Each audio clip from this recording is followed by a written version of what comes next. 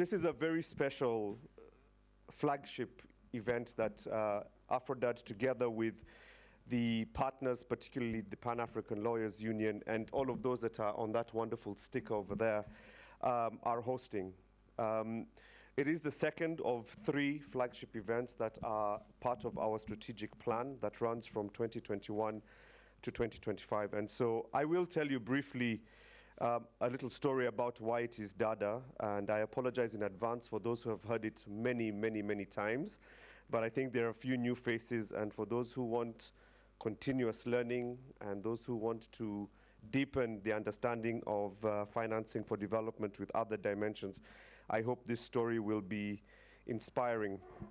But friends, comrades, before I do that, I'd like us in solidarity to please be upstanding for just a few moments as we pay a sign of respect for our friends from Malawi, who, as you might all know, very recently lost their Vice President, His Excellency Solus Chilima. So if I may just ask that we stand for a moment of silence to just honor him.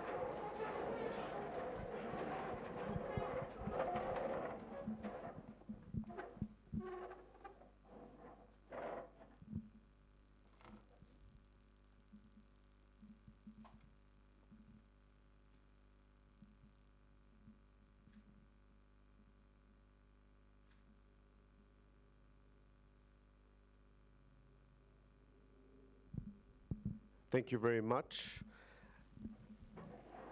And Comrade Bertha, you can please take our sympathies to the people and friends and comrades in Malawi when you go back. We mourn with you during this very difficult time for the country, and we hope that the people of Malawi will find, and his family will find, peace and solace under these very difficult circumstances. Friends and comrades, in addition to that, I think it is also important for us to recognize our friends, our sisters and brothers who are celebrating the holy celebration of Eid ul-Hajj as well. And so we also wish you a very good and happy festive celebration today. If you're like me and from Kenya and like holidays, we identify with this holiday. Because it is a moment where we will celebrate with you. And just to say, in terms of the program today, I think John has already mentioned it, we will shorten the program for today just to allow our friends, our brothers and sisters who need to celebrate this day. So we'll finish slightly early this afternoon to allow you to partake. And I think because we also identified just for today with this one, we also want to partake in that celebration. Comrades, friends, the story of Dada is one that I hope will inspire why we're here today. It was my very first assignment when I joined AfroDad back in 2021. I was part of the team in Zimbabwe that was traveling to a city called Kariba, which I think it's a lake city. It borders Zambia. It's also one of the energy sources for the country, both Zimbabwe and Zambia. And along the way, my colleagues and I, in their wisdom, thought it would be good for us to drive from Harare to Kariba. And you know, me being a newbie, wanting to show that I'm a non-hierarchical executive director, I'm one of the team, decided, you know what, I'll jump in the car, leap of faith, and just let's go. And it was quite a journey because I got to see Zimbabwe in a way that most of us or many people might not have. And we stopped at what many might consider a small town that's the preserve of a transit town where truckers, those who are ferrying transit goods, would stop and just take a break. And you could see it is a small town that has developed because of this being a transit route for these truck drivers, very small informal economies and stuff going on there. So we stopped there to top up on a few things and just take a health break. And I decided, because I'm still new and stuff, let me just stay in the car and observe what's going on. It was very hot as well, so I didn't want to step outside.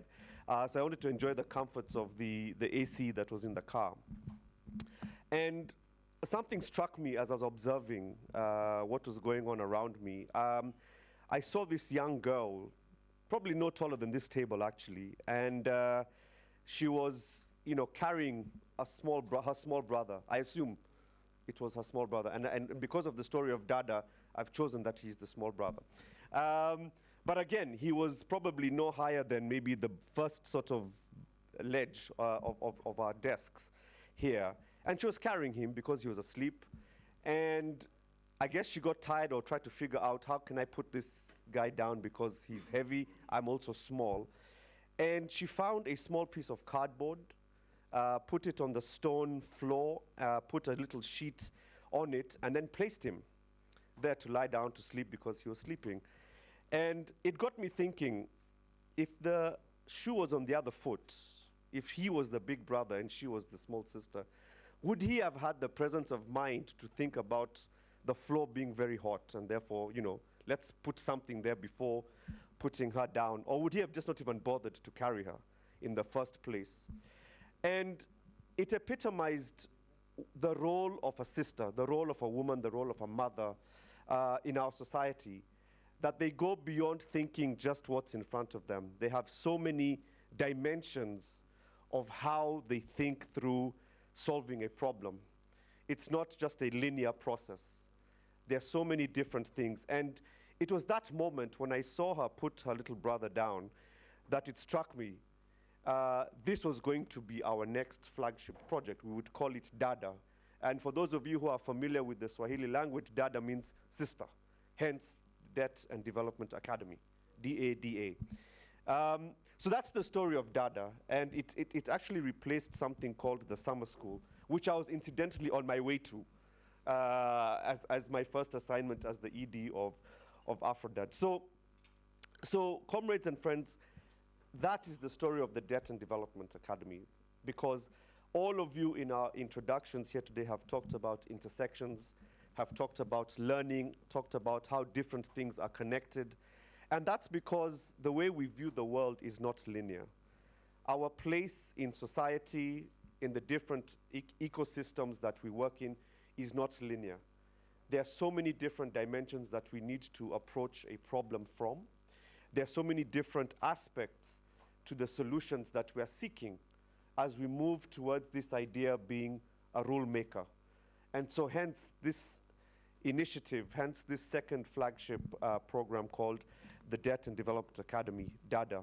So that's the story of Dada. And I hope that throughout this week, as we go through the different modules, we will have that opportunity to be inspired by the multidimensional approaches to the problems facing the continent.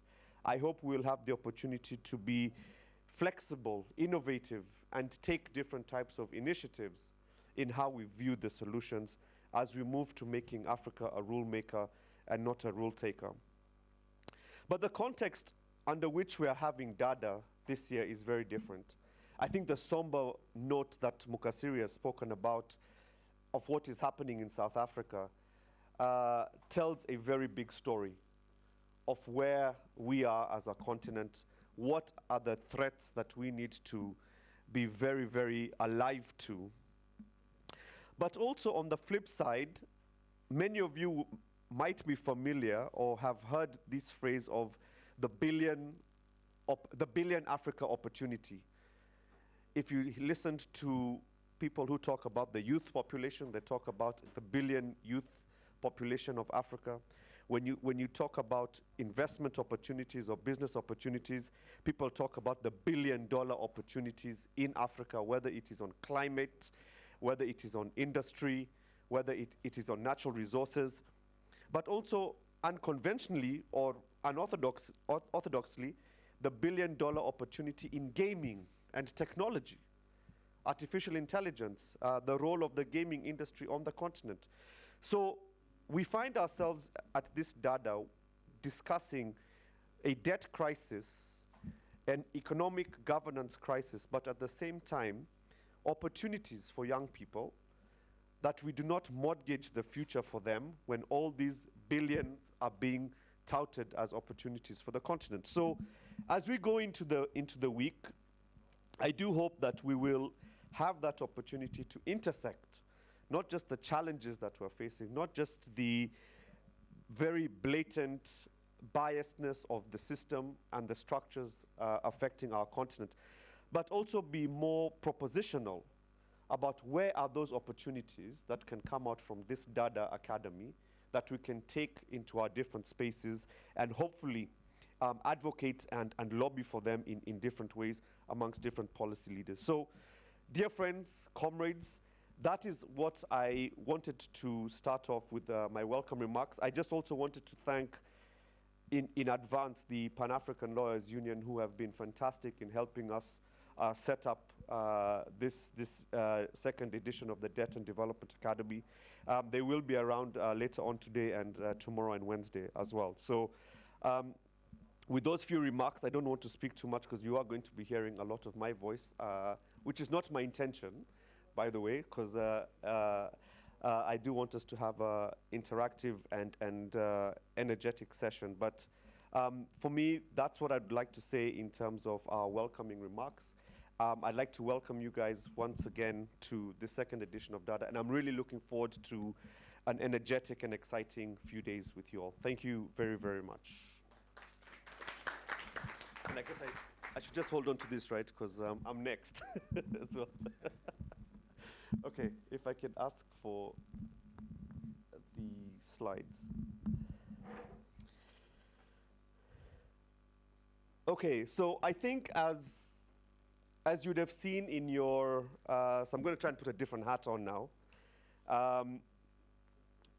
As you'd have seen from your briefing packs, the academy is structured in different ways. And as John mentioned, the intention is usually to have a funnel approach where we start with the broad strokes of the international system, the political economy of debt, as a broad instrument of finance, and then slowly narrow it down into the different intersectional dimensions of,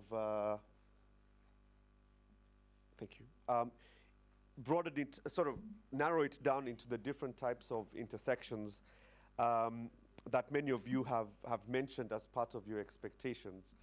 So this is a module on the political economy of debt. The team will share it with everyone so that you have access to it. And I also hope that before this you had a chance to access the different literature that was made available to try and contextualize what this module is about. So I have 4 main sections of my presentation or of this module, and it's an interactive one. So please feel free to put your hand up. Interrupt me if you need to, if you want to get clarification or you'd like to discuss a specific aspect of the presentation or of something I have mentioned. So we'll do a pop quiz about Africa's debt, trick or treat. We'll talk about development finance. We'll talk about the options for a 23rd century Africa, and then a Africa rule maker, not a rule taker. And all of this has to do with the political economy of how we approach, first of all, the problem of debt in a continental level and the problem of debt at the global level. So I would like you to think about or have a read of these statements. I'm not going to read them out. And in about a minute, I'm just going to ask anyone to tell me whether they think, which ones they think are a trick and which ones they think are treats. So by trick here, we mean that the idea is that debt is being used to further make Africa subservient to the global north and neoliberal policies. And treat means that debt is actually working for the continent. There are some that might be both, depending on how you view them. There are others that might be one or the other. There are some you may think actually are neither. But in about a minute or so, please put your hand up and just let me know which you think is what. And I'd like to get, just to start off, to see where each of us are at. So I'll stand here so you can see them.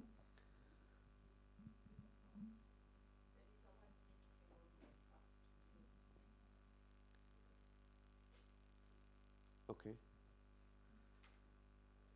Is very low, yeah. Yeah. So do we think the first one is a trick or a treat? Are they duping us, or is it true?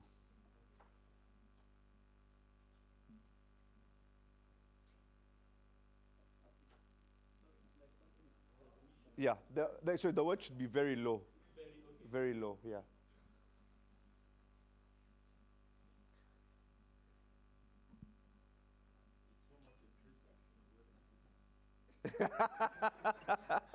It was done deliberately to see who is paying attention after those long rounds of introductions.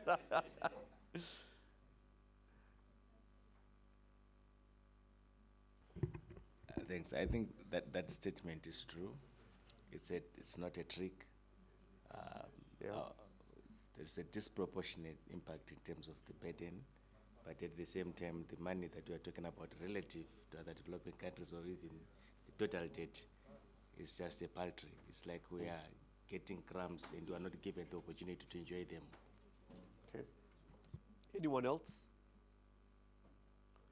Africa's debt problem started in the 1970s. True, false?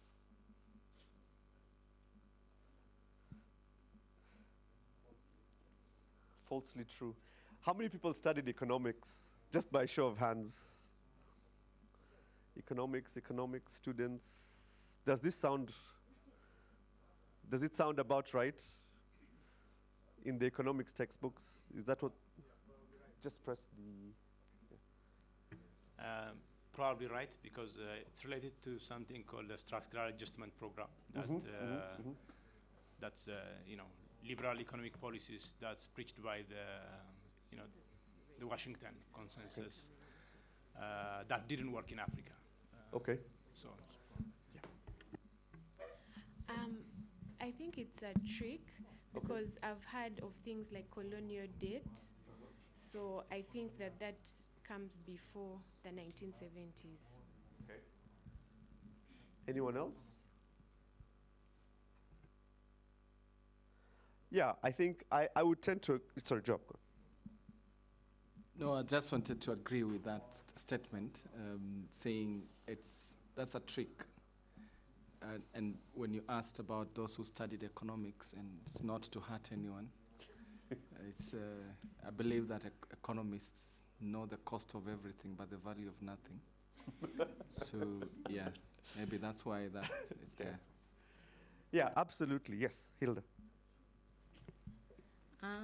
Why it is a trick, our problems began way before the 70s with our colonial masters that put it in our mind that we can only be exporters of raw materials, and by the time they still left, we still had several debts as African nations.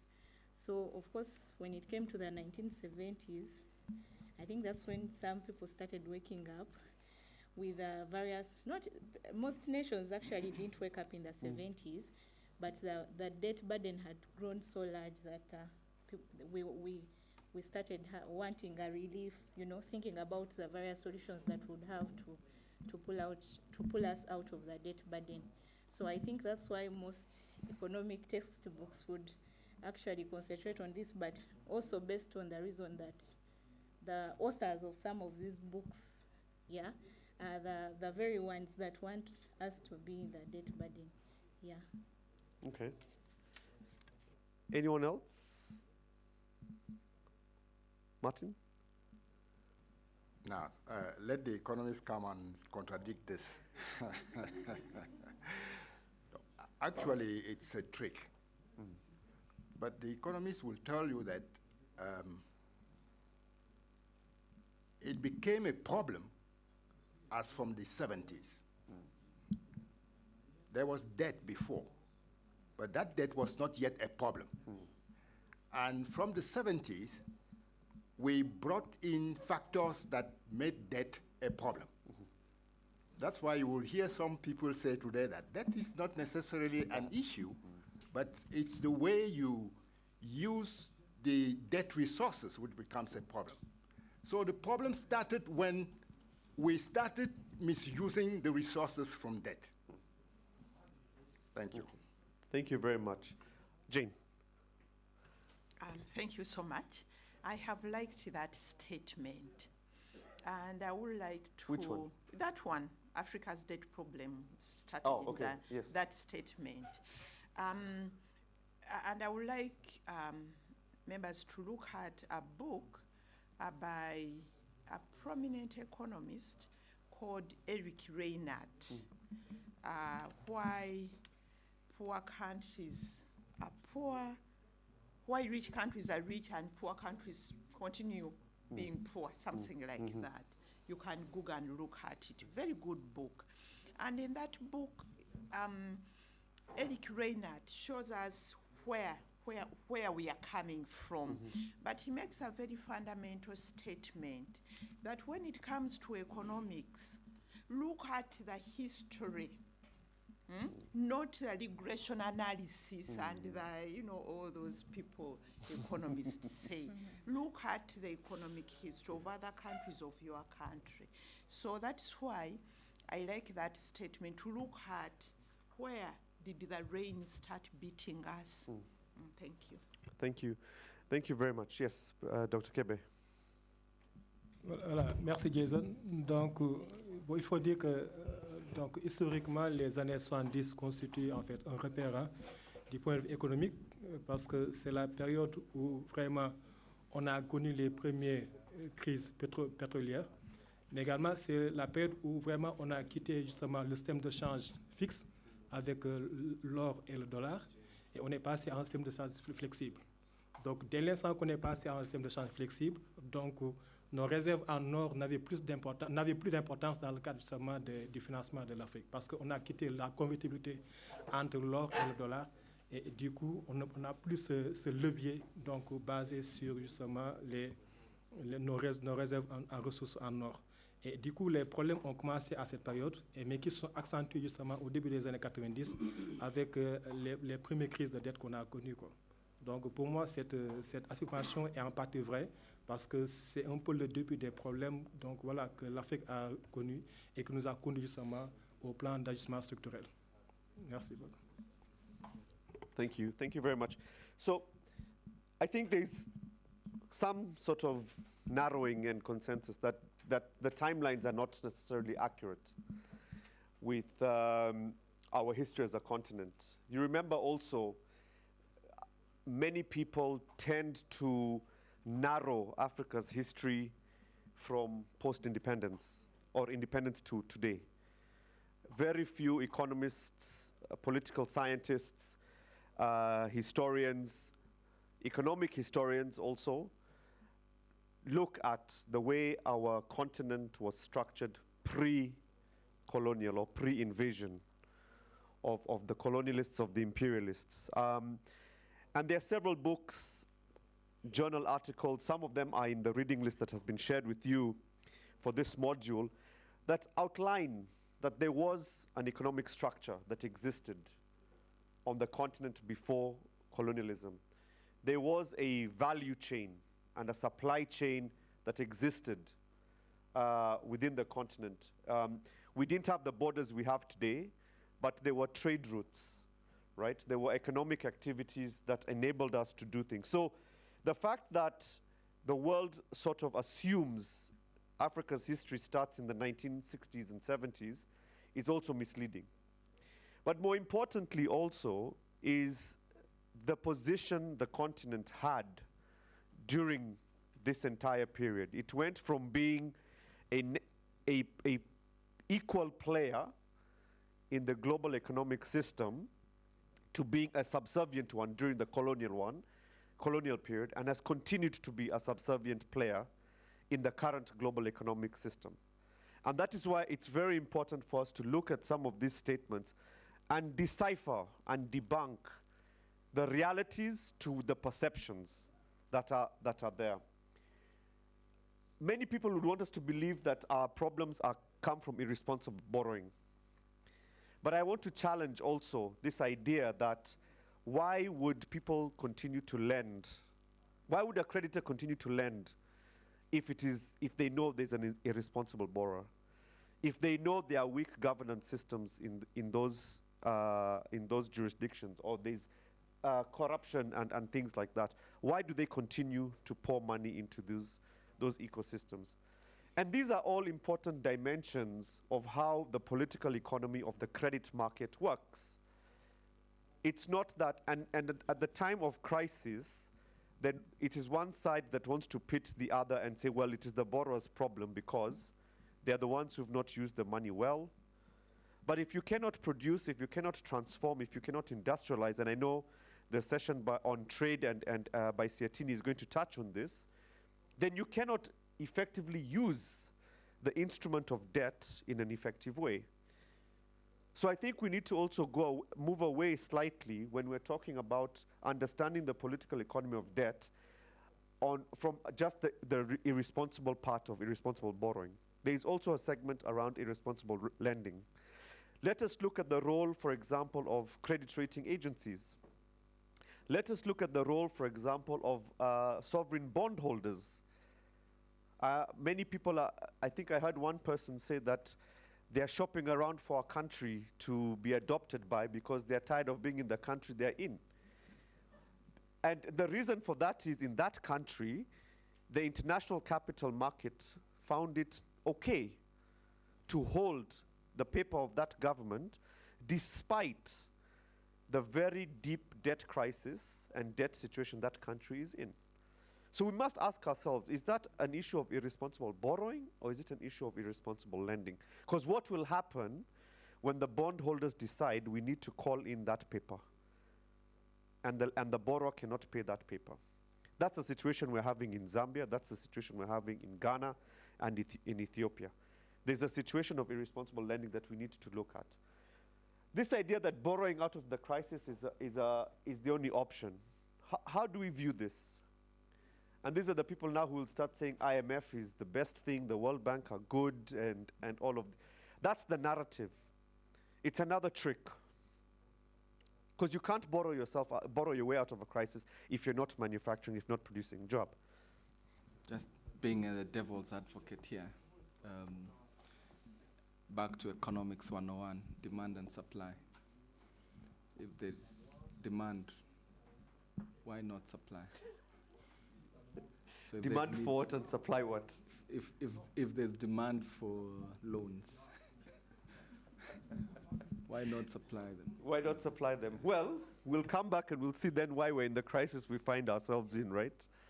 Please, yeah. Paul. I think that was a trick used by both IMF and World Bank during the tenure of our former president, when they told him to continue borrowing. You have to borrow more to solve developmental challenges. But unfortunately, when he left, he only incurred debts of trillions of naira, and the development we did not see. So it's actually a trick. Okay. What about things like debt cancellation? Because it hasn't worked in the past. What do we think of something like that? Yeah. Well, it's in two ways. It has actually worked for us in Nigeria. I remember during between 2003 to 2007, our president, through Dr. Konjiwala, was able to impress on our lenders and achieved debt cancellation, a very huge amount, about $25 billion. It worked that time because the president has the political will to engage our lenders. It worked. But then, after that, what happened next? We see that we are back to square one again. Okay, so maybe it hasn't worked. Or maybe perhaps it needs to work with other things. For it to work, it needs to be accompanied by other things. Yeah, so like maybe trade, there needs to be stuff around industrialization. Martin, and then Hilda. This side of the room needs to be a bit more active. These guys are winning, but I'm just... Sorry, I didn't mention it's a competition, but Martin. So they say borrowing out of crisis is the only option for African economies. But I want to ask them, What if the crisis is a debt crisis? Then I'll borrow out of my crisis and get into crisis again. We'll come to that. Hilda? Okay. For me, on the one of debt cancellation will not work. Maybe if it is debt cancellation without any condition, yeah? You tell me I'm forgiving your debt and I'm not giving you any other conditions. When you look at the previous debt cancellations, it came with the structured adjustment programs. You have to implement this and that. And at the end of the day, it still got us back into the debt trap. Just a little comment on the previous one on borrowing out of crisis is the only option. I would link it to Africa's debt problems stem from irresponsible borrowing. So we cannot borrow out of the crisis if we still have irresponsible lenders. Yeah. Okay. So that's very good. Martin, your point here on if we're in a debt crisis, because these are some other ones I'd like us to think about. And these can be thought up throughout the rest of the week. Yeah? But these are very important statements that we'll constantly find in the media, in reports being spoken by political leaders, by leaders of institutions. These are the type of statements that we'll find. But it's very important that we're able to decipher. So, for example, Martin, you're talking about if you're in a debt crisis, should you borrow out of crisis? But the IMF will tell you the African debt problem is not a solvency one. So there's not a crisis. It's actually liquidity, which means it's short term, and the fact that countries don't have cash. But we need to come back and understand our lived experience in our own countries, what is currently happening, and be able to decipher each of those different things. Mukasiri. Yeah, I see a big challenge with the language. When someone who is stolen from you gives you a pretense and then say, I want to forgive you, it's us who are seeking debt forgiveness, Africans. We are being told that that debt should be cancelled. But history has shown from slavery that it is the slave masters who compensated, not the enslaved. From colonialism, you see what's happening in South Africa, Zimbabwe, and another country. Debt becomes actually a way of not acknowledging who we are, because we are owed much, much more than the people that come to us and say, we want to forgive you. Because if you look at debt, what has been stolen from us, the assets, reparations, we are shying away from these very things that we know when it comes to the World War I, World War II. The Europeans are very clear with Russia right now. They have confiscated the billions and billions so that they want to compensate Ukraine. Bring that language to Africa, probably because we are financed by them. No one dares to talk about the truth. So I think for us it's a question of, are we also genuine in terms of how we look at the justice system from a transformative approach, that to the point that we're so weak that we think we need to be humiliated with the debt cancellation by the same people that stole from us. Thank you. That's a very good point. And I think, again, that is the political narrative that becomes very important in how we receive information that's in the public domain. How do we interpret? What is the kind of perspective we want to be understanding? So, for example, just to build on that, there's one here, access to capital markets. Exactly what you're saying. Our countries are very happy to work on ensuring they have access to capital markets than admitting there is a debt problem in our countries. In Kenya, the same country that somebody wants to flee and be adopted elsewhere, that's exactly the problem and the challenge. The government of Kenya does not want to lose market access. So what does it do? It goes ahead and borrows against existing debts to pay off existing debts so that it still retains its market access. It retains its credit rating. And the reason I've put these at the beginning of my slides and understanding whether it's a trick or treat is because that's how the world has moved when it comes to development finance.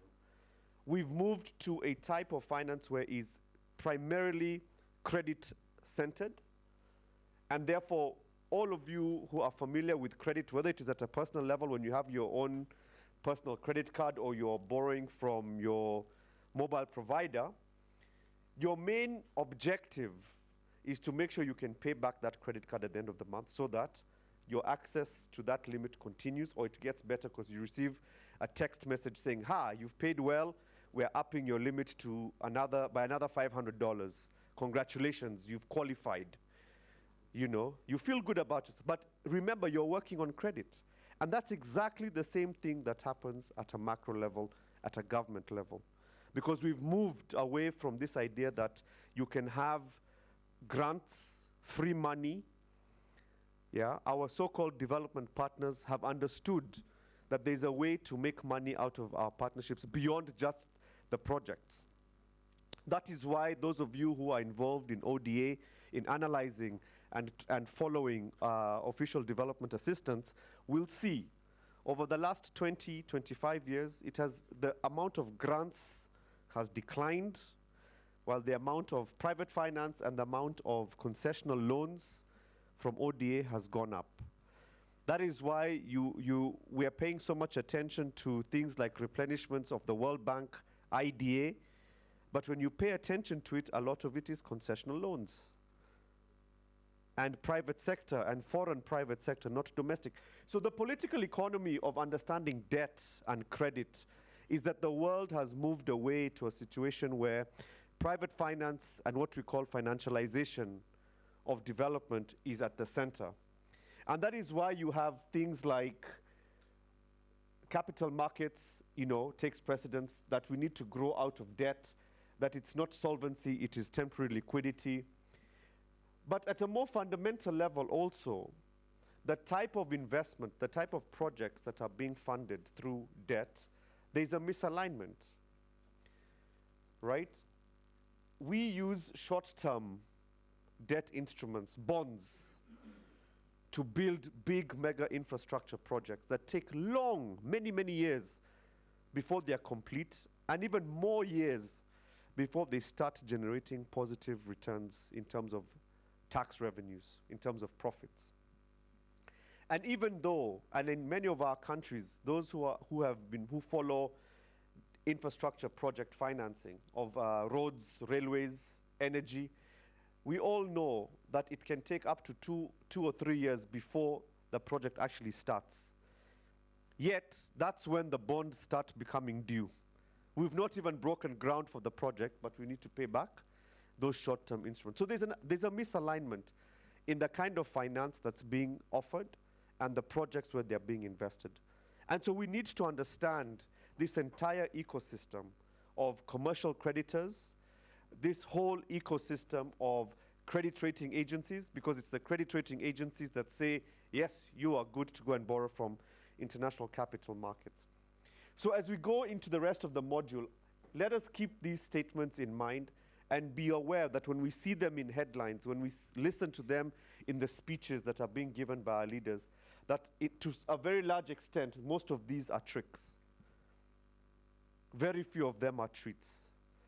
And to emphasize this, I would also, in the slides, there is a YouTube video by a Ghanaian poet. Her name is Ama Ato Aido. She's deceased, but this link is an interview she did some many years ago and talks exactly about the political economy of Africa's participation in the global economic system, the extractive nature of the global system in taking away our resources, taking away our commodities, taking away our skills, and at the same time expecting us to be on the same level of development, expecting us to be on the same level of international participation. So I would highly recommend that you look her up. She's somebody who came through my Facebook Reels scrolling just by sheer coincidence. I don't know if my phone can understand what I was thinking about when I was planning this session, but that's how she came to my mind, how she came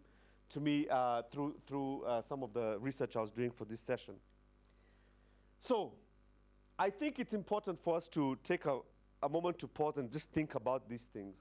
Think about the ecosystem of debt, because what is happening is We're jumping out of the frying pan. You miss the fire, but then you're jumping back into the fire. And that's the point you're making, Martin. We are in a debt crisis, but still we are being advised to continue borrowing. We're not being told, let's find ways of growing our economies, developing our industries, manufacturing. Take, for example, the emerging climate emergency and the energy transition.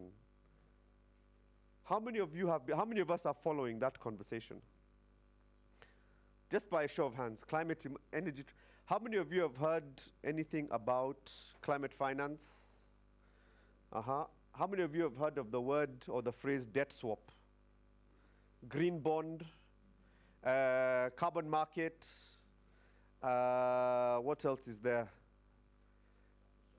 Transition, yes. So out of all of those things, debt swap, bond, whatever color bond you want to call it, how many of those do you think are domestic resource mobilization, and how many do you think are debt? How many of them are transformative in terms of industry? Okay, so that's what is happening, right? And that's why understanding the political economy of debt on the continent and within the global system, we need to be very much alert. And we'll have a chance to do that. So I think as we also try and put the interlinkages on debt and the governance system, it's important to understand that debt can work, but it can only work if it's done with other things, right? That we need to understand internal development finance instruments. We need to understand the external finance instruments, and we need to understand how the combination of both internal and external finance works. Right now, international global finance is dominated by the global north. The governance structure around dealing with debt crises is determined and dominated by the global north. There is very little on the continent where we can actually hold our hand and say coordinatedly as a continent, this is what we want to do. So we need to understand how we fix each of these different things in order for us to understand the intersections with development finance. And Theo will take us through a little bit through that in the next section. But when we're talking about the political economy, these are the kind of aspects we need to understand. We need to find out why is it that foreign direct investment, public-private partnerships, liberalization continues to dominate Africa's development finance landscape. Most of these are all debt-related or can lead to a debt situation, a fiscal deficit.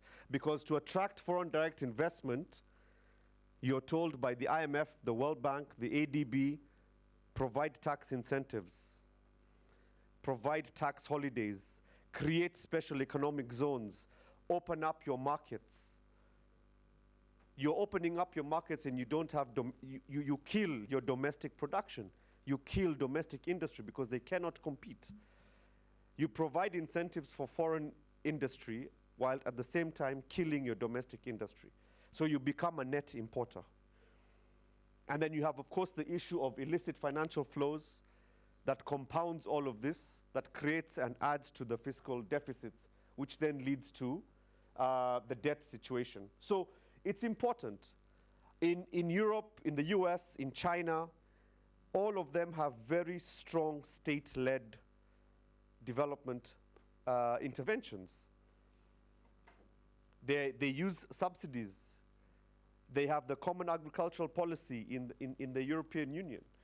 They have a specific, I think many of you will have been following, or let me ask, maybe let me not assume. How many of you are following the case with TikTok in the US? Anyone following the case of TikTok? They want to ban TikTok in the US, like a complete ban. They've banned it amongst government officials, but now they want a full ban. Why do you think that is? Generally, why do you think that is? What kind of competition? Sorry? C'est pas les Américains qui ont créé ça, donc du coup ça leur crée une compétition parce que eux aussi, je pense qu'ils ont aussi leurs réseaux sociaux. Ils aimeraient bien que ce soit leurs réseaux sociaux qui soient promus.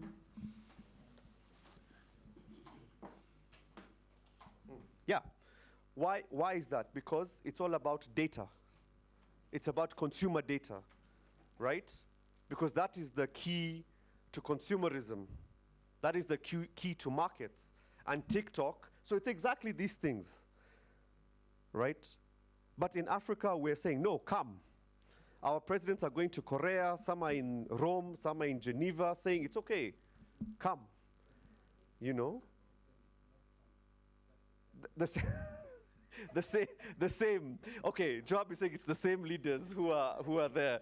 I don't want to expose anyone, just in case they have affiliations to those heads of state. But you can see, yeah, the president of that country where that person wants to escape from, very eloquently in 2021 and robustly spoke in the Pan-African Parliament, said, no, they should not call all of us. If they want to call, they call me and I will come.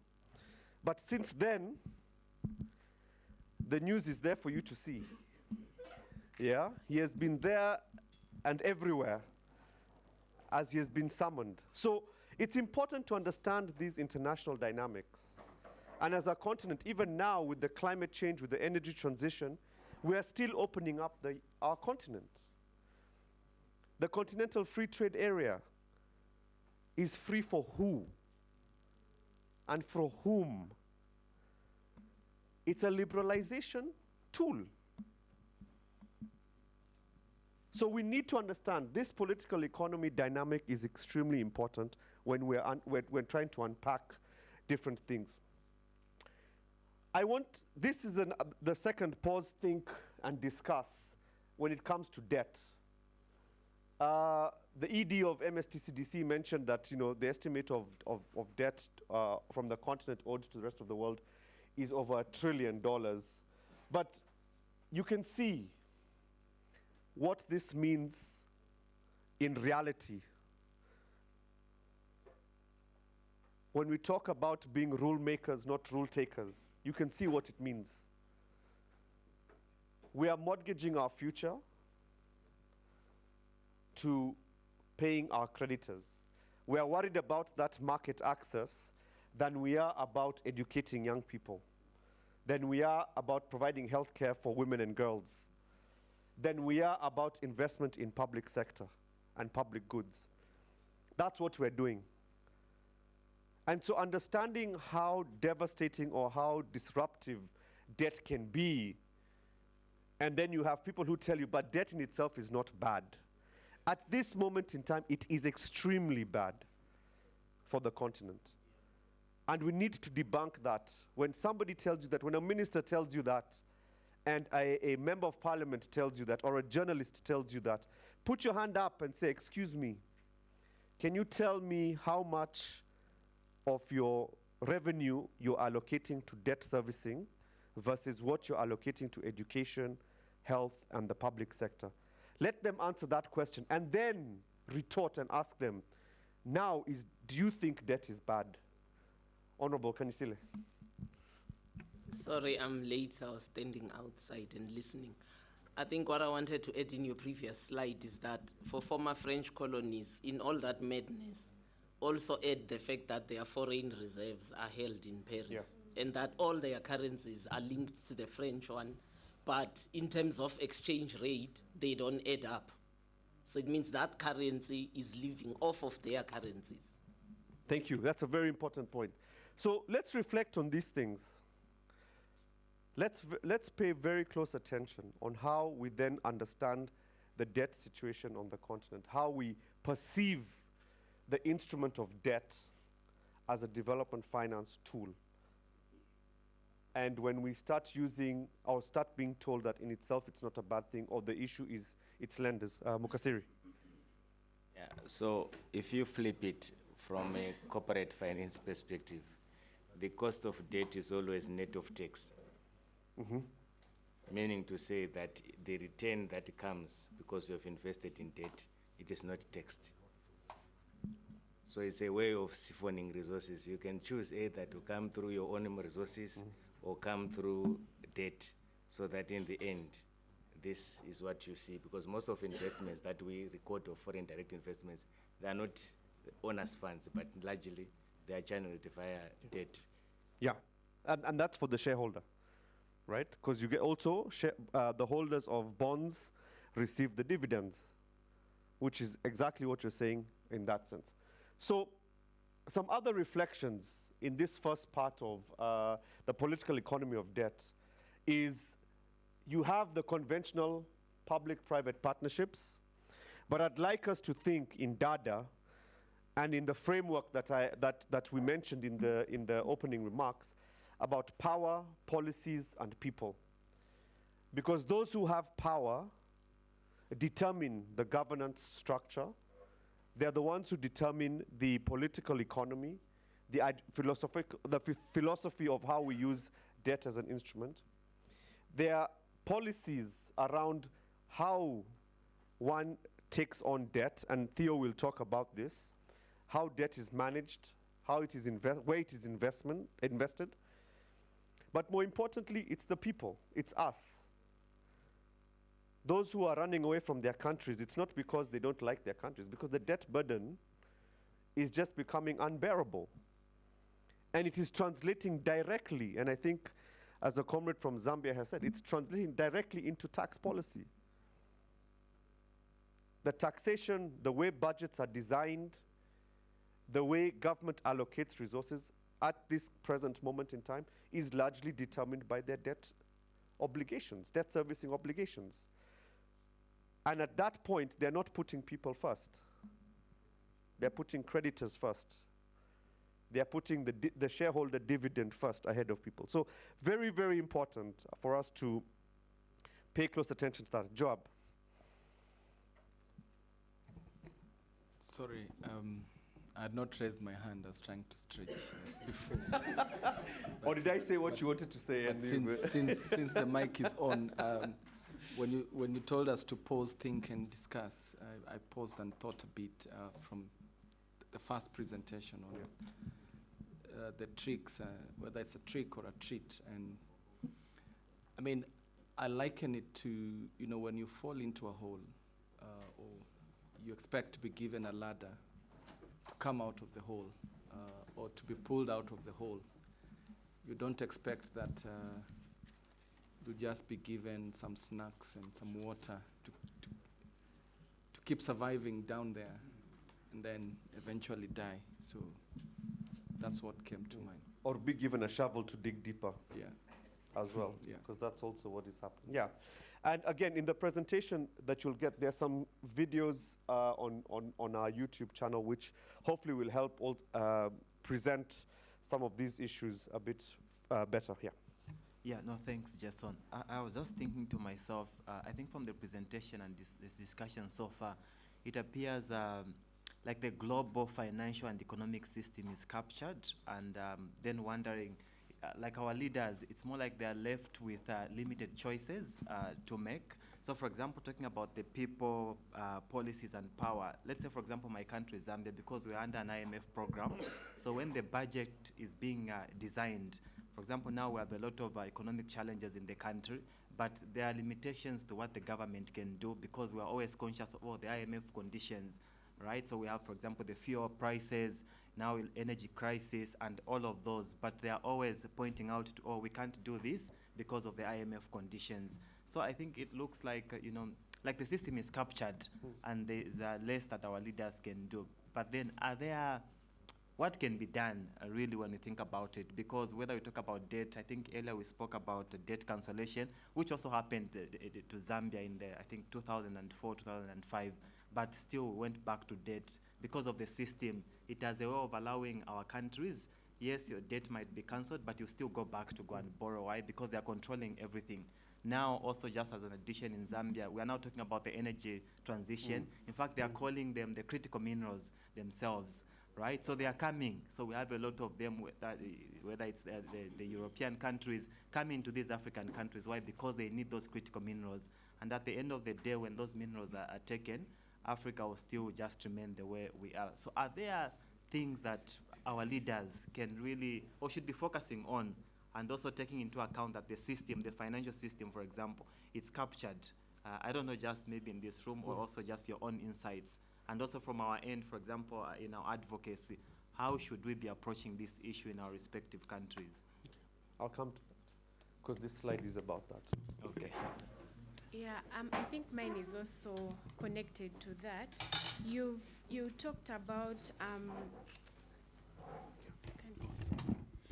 about the narrative that the issue is in terms of liquidity and cash flow something. So I've been thinking about the politics of money and how that then connects, because money is this invisible thing that we are forced to have to use, and then I don't know how exactly borrowing works. Is it that they give us money or whatever they give us? But just thinking about more radical solutions like North Korea, of course they are not, it's not the best, but having a politic and standing on that and saying, we are not going to pay back this debt, we are not going to borrow from you anymore, and then have more like other internal alternatives that then we can use alternatives to things like money and how it's understood, and financialization, how it's understood currently. Yeah. Okay, I think the two point, Martin, yes. Prefer we move ahead, because I will come up to say something about her concern. All right. Which is very interesting and linked to the rebuild. Yes. The rebuild section. So I think the important thing here when we're talking about debt is that the rest of the world, and here when I say the rest of the world, I mean particularly the global north, have tried, like with other thematic areas that we're going to discuss this week, is to silo them and make them very individualistic in terms of how we need to think about our economic structure, how we need to think about how we generate finance, how we generate revenues, and then eventually how we invest that money. When you look at the debt cancellation, nothing at that time, the stuff, and Jane and Hilda from Sitini will tell us, during that same period, there was a huge debate, fight, argument, discussion that was going on with trade negotiations around that time. But nobody stood up and said we need to link fixing those trade negotiations in line with the debt cancellation agenda that is being discussed. Instead, it was, let us cancel, you have your fiscal space that you've wanted, we've canceled the debt, but you're still a primary commodity exporter. Yeah? So that isolation and that siloing of different economic productive sectors of the economy is one of the reasons why debt cancellation cannot work. If we don't fix trade, if a country cannot industrialize, if it cannot make its own products and export its own products or produce for domestic consumption, it cannot generate its own revenue, right? If you think of it at a household level, if you cannot invest in yourself to get promoted at work or to get a better paying job, your aspirations to live perhaps in a bigger house or to drive a different car or to have a slightly bigger family is not going to work, because that investment internally is not taking place. If you find yourself unfairly overlooked for promotion, or you're discriminated against because of the way you look or the way you sound, that's exactly what is happening at a macro level when it comes to trade. The global north looks at Africa as just the same way it did 60 years ago when we were colonies, as a source for raw materials, as a source for primary commodities. The world does not view us as an equal partner, as an equal player on the global stage. That is why when you don't fix these other bits, the trade, the finance, illicit financial flows, you cannot just try and address just one. Those are the intersections we're trying to talk about when we talk about the political economy of debt. Because it's just one of many instruments, but its impact is felt all the way down to the citizens, because it directly has an implication for how government policy on taxation and revenue allocation is done, especially in the sense when it is too, when the burden gets too high. And so that's why the options here is there is a very, very strong need to reject the current model. And this is to do with the Bretton Woods institutions. This is to do with the OECD, and I'm glad to see our friends and comrades from TGNA are here. They will tell us how that fight has gone. Because that amazing work that's taking place in the UN right now is because we rejected that model of the OECD around international tax rules. And we'll have a chance to go into depth of what that means for us as a continent. We need to rebel against the systems of oppression. We're talking about the different trips of the same leaders who are going to different places. Yeah? Our leaders are using those trips to put themselves in pedestals, not knowing that those are also systems of oppression that continue to subjugate the continent.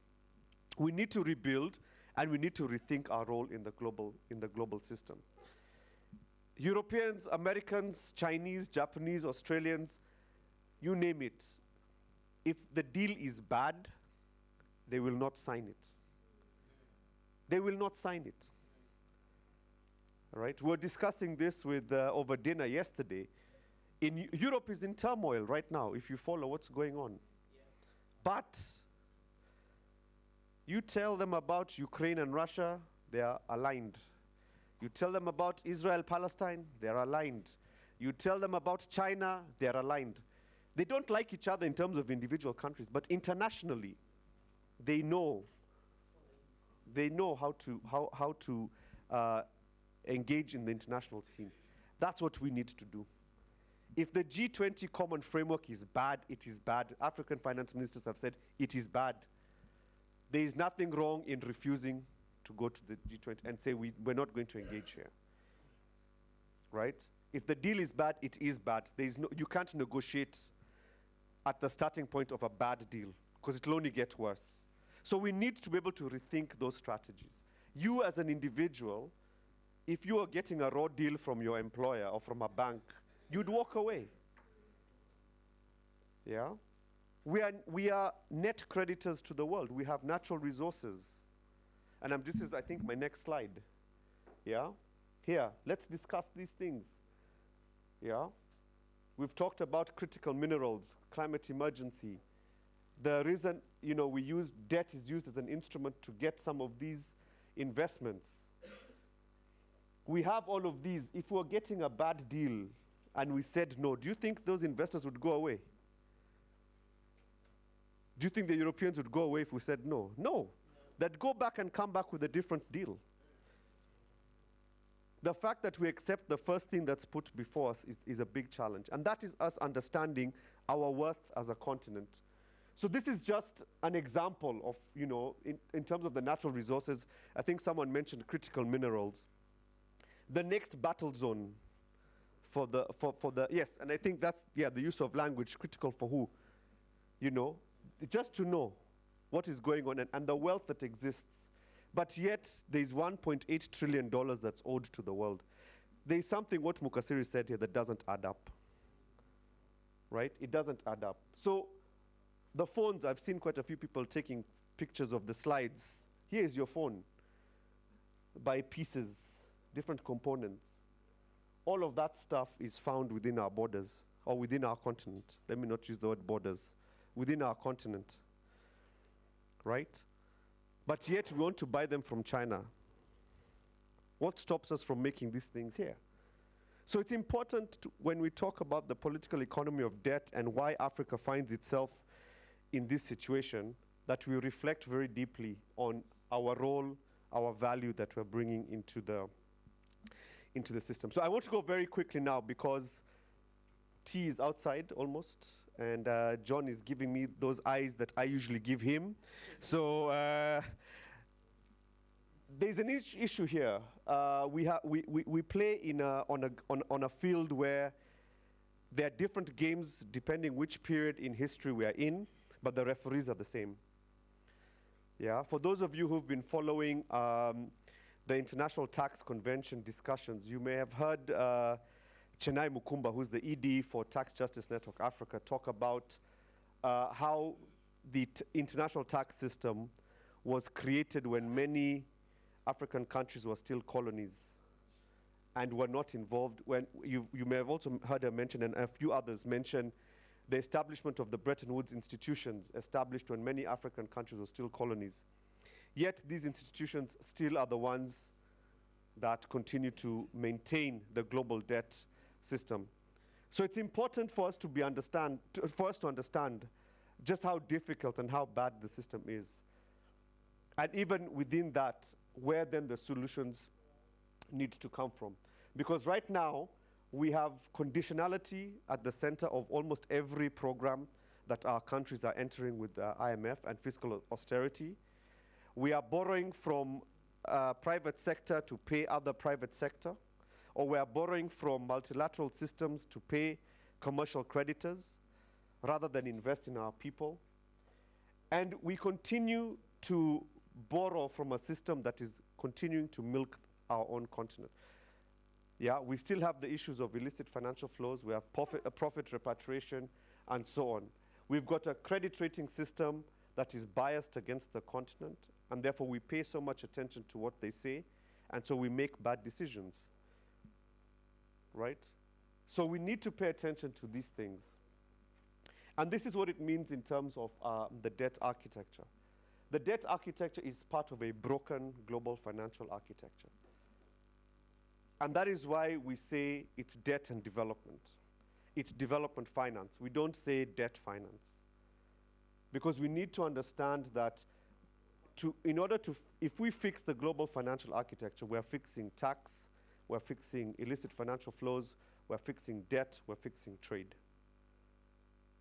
And we're also fixing international capital or private capital, right? Because there's a rules-based system that we want. So we need to be able to continue thinking about these things. And as we proceed throughout the week, I want us to kindly keep in the back of our mind these 3 Ps. Not the public-private partnerships that you are used to, but these 3 Ps are very, very important. And with that, I'm now going to pause and say thank you very much for giving me your attention. And before I stop, then Martin, you want to come in? Yeah. Oh, thank you, Jason. I just want to prevent you from pausing because she raised an important issue that we need to address. Would you please come back to the slide with the minerals? Oh, wait. Oops, sorry. This one? No, yes, this one. Because she asked, that issue of money, debt with money, how does it work? I think the issue with us in Africa is that there is what we have, but we've not managed to get this be represented by a currency. So we are unable to go out there and have a good negotiation of what we have because we don't represent it with a currency. Whereas the normal situation is that when you say money, money is not money. Money is that one. But it's the way you represent it with a currency what gives you the power on the global market. We don't have that. So one of the solutions for us is to find a way to get to a currency that we shall be using as a bargaining power outside there. Even debt. All depends on when you go out for debt, are you taking it in dollar? Are you taking it in euro? Are you taking it in rand? But we don't have our currency to say we are going to use it as an instrument when we go out there to negotiate. Thank you. Thank you very much. Honorable, yes. Just a very quick one, Jason. The 4 R's, reject, rebel, rethink, reorganize, I think it's the last one. Yes. How are we going to do that? You know, as you were talking, I'm thinking how? Because the people in this room are not from the Ministry of Finance, they are not from budgeting, because those are the people who need to change. Like currently the argument between the OECD and the UN Tax Convention, you hear what the countries are saying, those officials, they're saying, oh, we need the two to go together for now. So how are we going to get there? I hope as the week goes, we are going to come up with a concerted strategy on, because honestly, we can't go on like this. And I'm also just tired of talking. All right. Thank you. No, I think that's a very important, that's also equally, for sure, yes. If there's time, if you could expand more on what he had asked in terms of debt cancellation as reparative justice, but also on his comment, his submission, it made me think of things like de-dollarization, and I don't know if throughout the next few days it's a concept that we could also unpack, because I also know that then there are effects,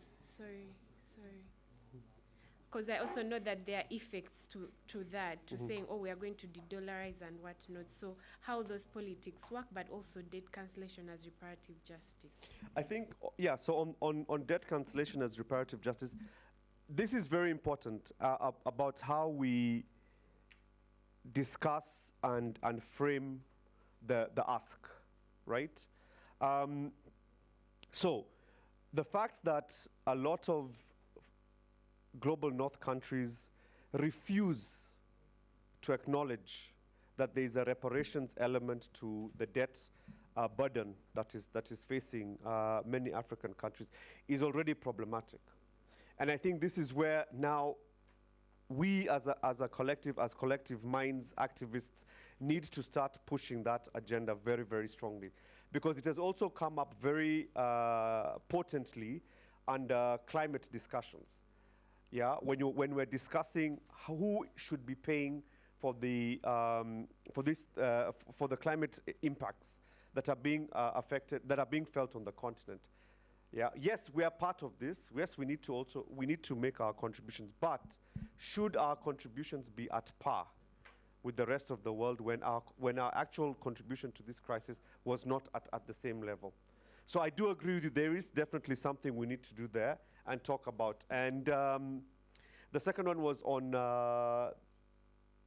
de-dollarizing. Well, look, I think there are countries that have talked very boldly about this, okay? I'm not against it. I've actually, I think Theo and I had this conversation in 2022, the idea of going back to the gold standard, yeah, is something that needs some serious thinking. Because it is true, whatever happens in the Federal Reserve in the US has a direct impact on debt servicing. Yeah, so I do think that there needs to be a huge push to think about this. There's somebody called Dr. Ndongo from Ideas Africa, who has written a lot about this. And actually, some of it is linked to the monetary policy sovereignty argument, linked to what Honorable Kanyisile has talked about around, for example, Francophone countries having still their reserves being held in Paris. So I do think there's a real worth in us thinking about de-dollarization, but then what would be the alternative, right? We don't have a common currency on the continent yet, so what would be that reserve assets that we can use? And we can see, like, particularly in Zimbabwe, where they've tried all sorts of things, and they're still trying all sorts of things. There are huge challenges, but it doesn't mean that we shouldn't try and do something around that. Nicole, sorry. Yes, exactly. Yeah. Nicole, then Job. Thanks, Jason. You've touched on a bit of the question I had, which was also around de-dollarizing, but also the comment around us trying to get a currency to equate to the resources that we have and how much it's worth.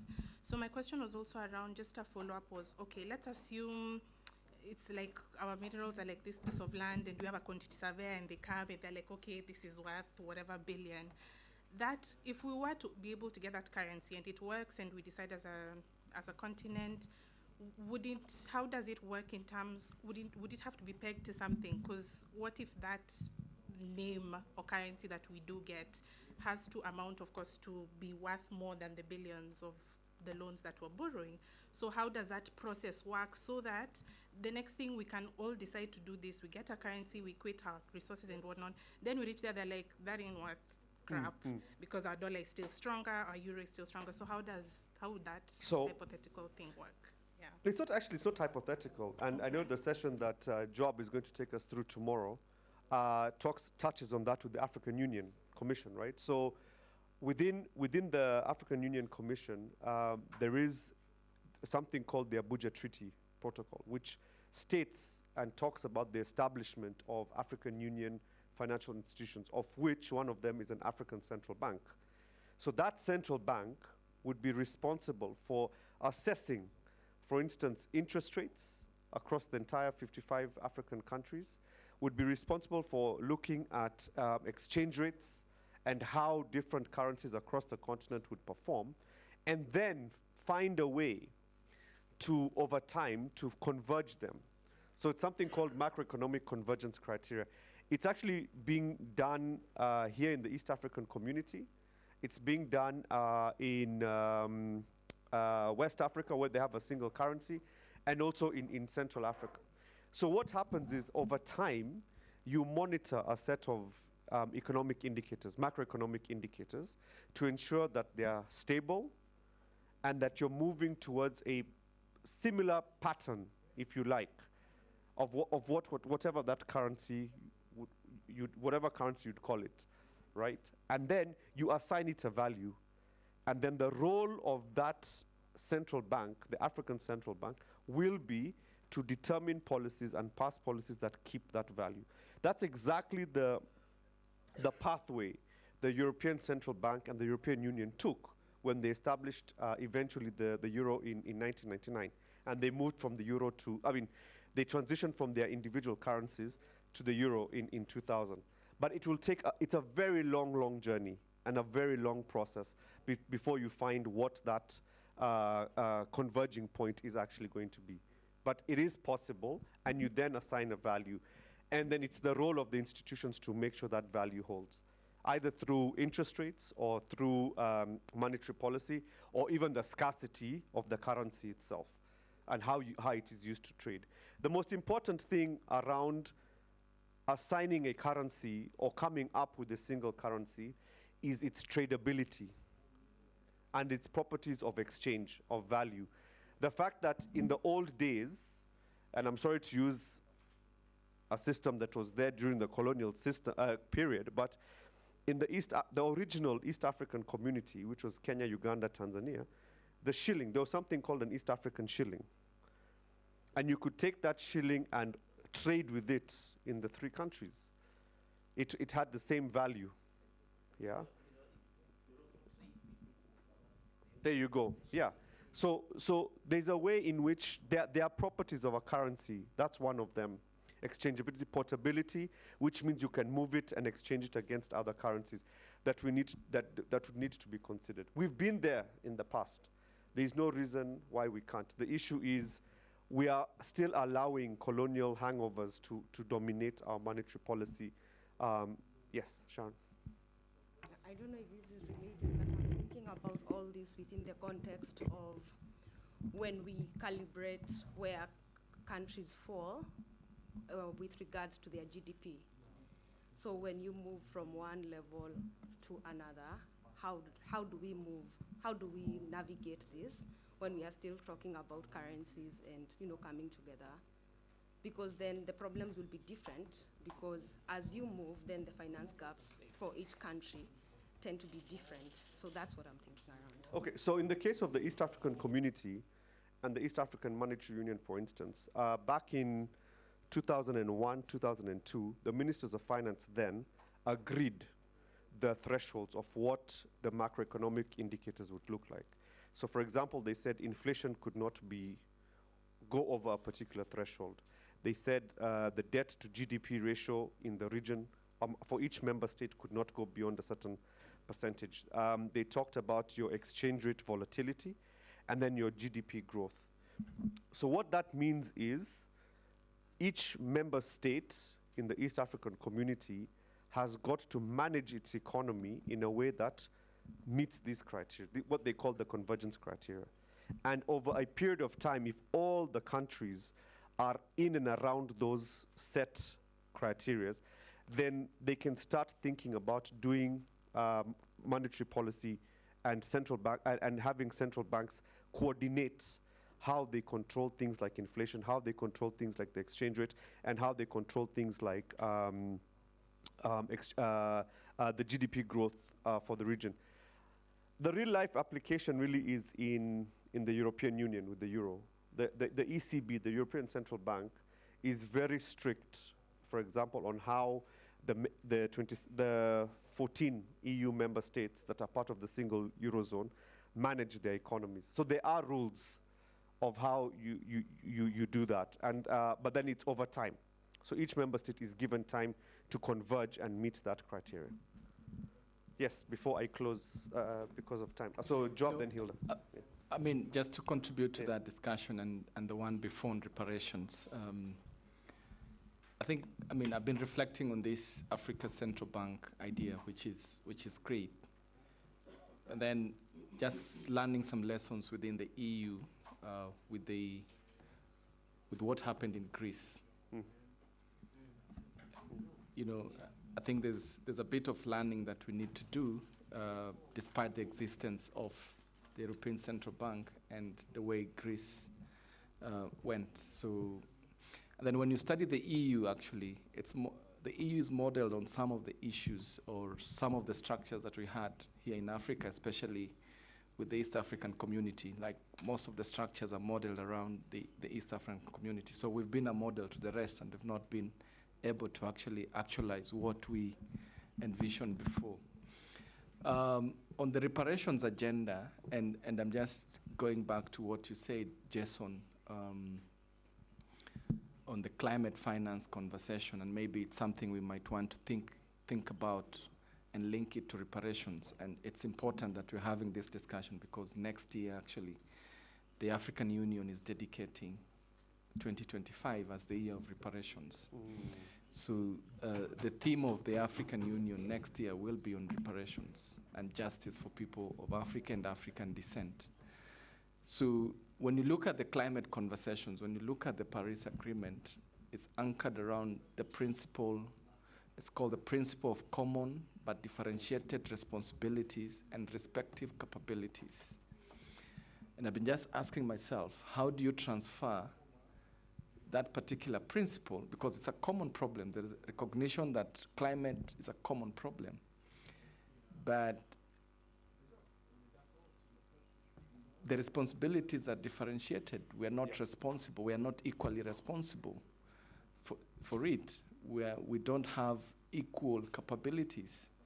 And therefore, those who are responsible take leadership in providing climate finance in addressing climate impacts. So how do we maybe, I've been reflecting, I've been asking myself, how do you borrow that to other conversations that actually, those conversations are anchored on a principle that shows that there are those who are responsible for this global architecture. They've benefited from it, and therefore they need to provide, or they need to, I'm lacking the word to use, but I hope you get the concept that I'm trying to. I think I've never thought of it that way, actually, borrowing from that principle onto the finance side. And I think that's something we should all reflect on this week. Before I come to Hilda, has been waiting very patiently. So no, I just wanted to comment on the macroeconomic convergence. The set of indicators should be observed over a given period of time to ensure stability. So for instance, if it is the debt to GDP, the fiscal deficit excluding grants, I think for the IAMU protocol, it's 3 years.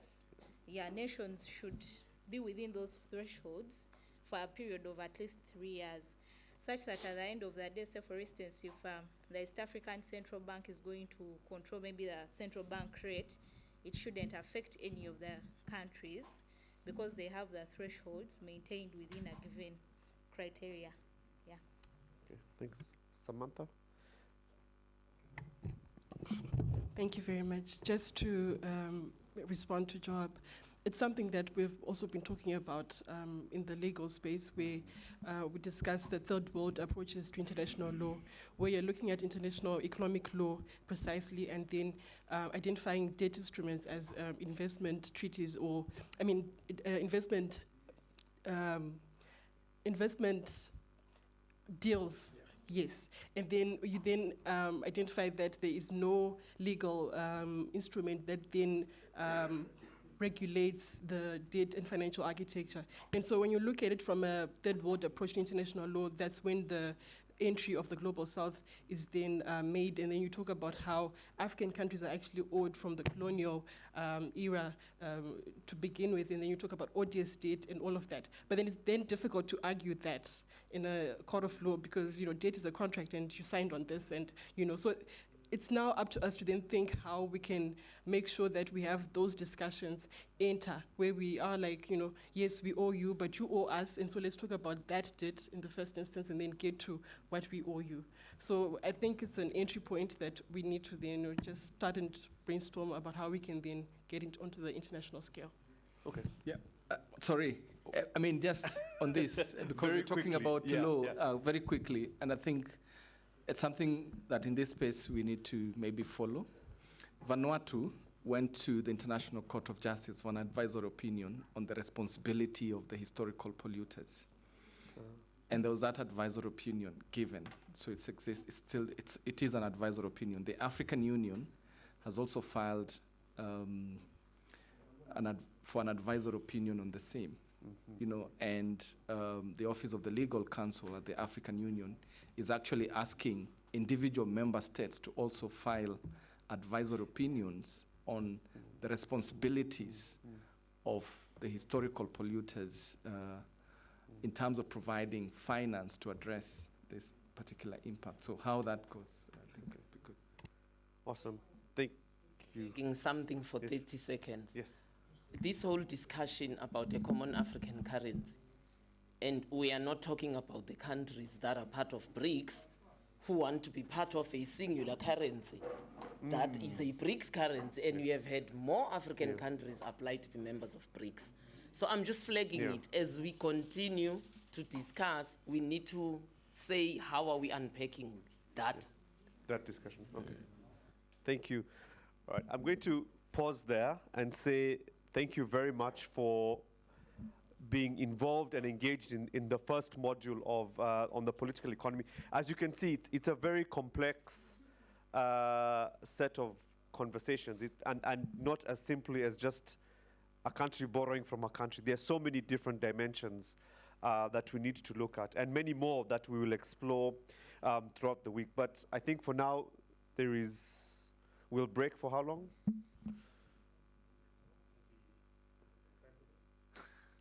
10 minutes, maybe 15. It's 11, huh? Let's come back at 1:15, and then I'll hand over to Theo to take us through. Thank you very much. All right.